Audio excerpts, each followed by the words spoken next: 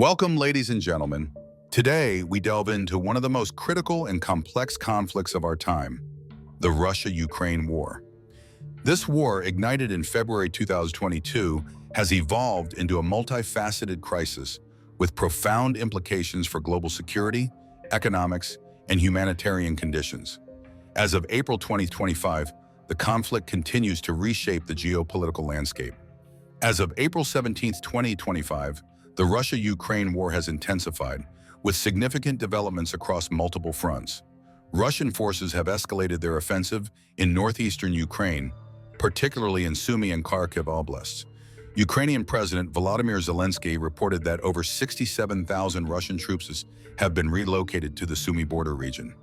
Despite this buildup, Russian forces have made limited territorial gains, with independent assessments suggesting only 17 square miles have been captured. Ukrainian forces continue to conduct counter-raids into Russia and target supply lines with American-supplied HIMARS. In southern Ukraine, Russian forces have launched large-scale assaults involving hundreds of troops and dozens of armored vehicles. One significant attack near several villages in the Zaporizhzhia region lasted approximately 2.5 hours before being repelled with heavy Russian losses. These tactics represent a shift from previous strategies, possibly in response to the challenges posed by modern drone warfare. The eastern Donbass region remains a hotspot of heavy fighting. Russian forces continue offensive operations in areas they have been contesting for months. Ukrainian forces are engaged in efforts to stabilize defensive positions to prevent further Russian progress.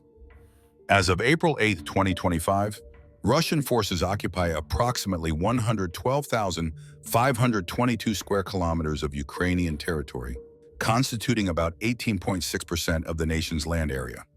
Recent intelligence assessments indicate that Russia has intensified its military operations, particularly in the northeastern regions of Sumy and Kharkiv, as part of a renewed spring offensive. This offensive has led to a significant increase in combat engagements, with daily clashes rising by approximately 30% since late March. Diplomatic efforts continue amid the ongoing hostilities.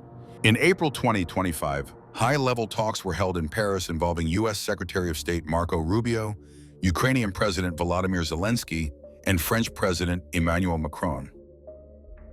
The discussions aimed to establish a ceasefire and explore a potential peace framework, though challenges remain, including Russia's reluctance to engage in meaningful negotiations. On the international stage, the United States has resumed military aid to Ukraine after a temporary suspension, while also lifting restrictions on intelligence sharing. This move is seen as a strategic effort to bolster Ukraine's defense capabilities and counter Russian advances. Since the invasion began in February 2022, over 12,654 civilians have been killed, with more than 29,392 injured. The majority of these casualties occurred in Ukrainian-controlled territories. Notably, on April 13, 2025, a Russian missile strike in Sumy killed at least 36 civilians and injured 119, marking the deadliest attack on Ukrainian civilians that year. The use of cluster munitions in this strike has been widely condemned as a war crime. The war has displaced millions. Approximately 3.7 million people are internally displaced within Ukraine, while nearly 6.9 million have sought refuge abroad. Many of these displaced individuals face dire conditions, living in damaged or destroyed homes, with limited access to essential services. The conflict has led to widespread destruction of civilian infrastructure. An estimated 2 million homes have been damaged or destroyed, leaving many without shelter. Additionally, critical facilities such as hospitals, schools, and power plants have been targeted, exacerbating the humanitarian crisis. Humanitarian organizations are struggling to meet the needs of affected populations due to limited resources and access restrictions. The United Nations has requested $2.6 billion for 2025 to assist 6 million of the 12.7 million people in need. However, funding gaps persist, hindering the delivery of essential aid. International support remains crucial. Countries like Sweden have pledged significant aid packages for reconstruction and humanitarian assistance.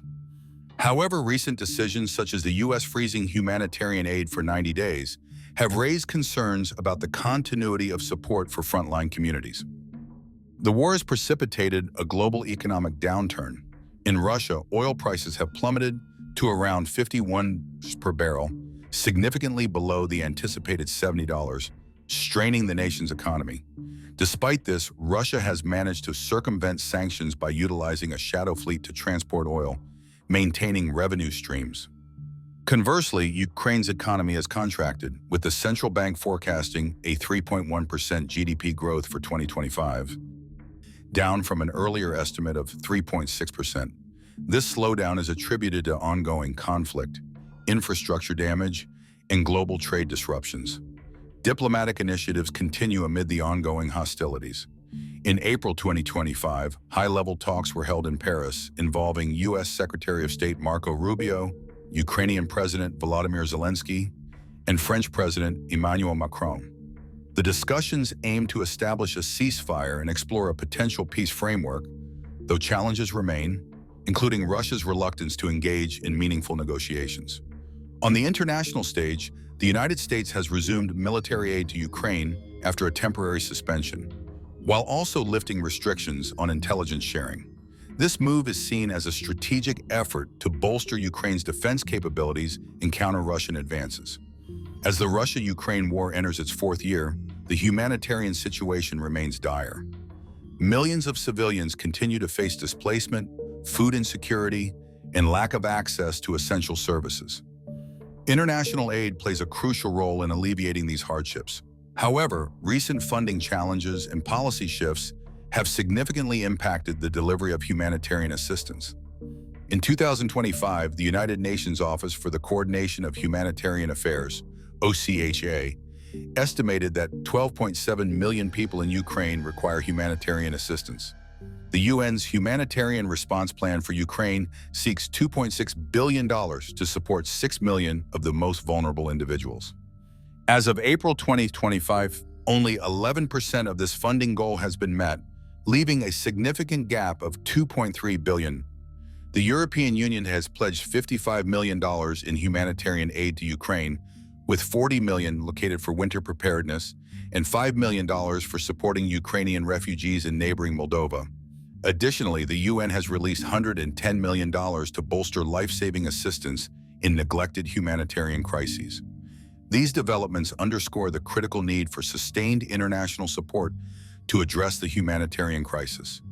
The Russia-Ukraine war remains a devastating conflict with far-reaching consequences.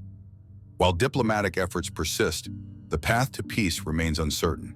The resilience of the Ukrainian people, the strategic decisions of global powers, and the collective will of the international community will ultimately determine the future trajectory of this war. Be sure to leave a like and subscribe to our channel for more content like this one. Thanks for watching.